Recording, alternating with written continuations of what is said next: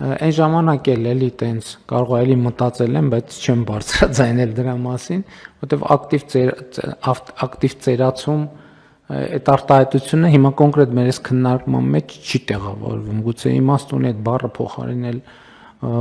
ուրիշ բառով, այլ տերմին մտածել դրա համար, որովհետև հենց ծերություն արտահայտությունը ոնց որ sense գալիս բախվում է քիչ առաջ մեր որովհետև ծերությունը աշխատելու մասին չի, հանգստանալու մասին է եւ այդ տրամաբանությունը կա, բայց առաջարկում եմ մտածենք այս մասին եւ եկեք բանի հասակ ճիշտ եմ, բոյ հասակ ճիշտ եմ ասում, հա, հասակի այդ սահմանափակումն էլ հանենք, որովհետեւ իսկապես մարդու բանա, մարդը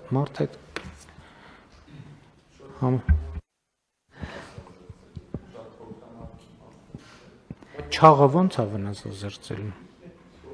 Հա?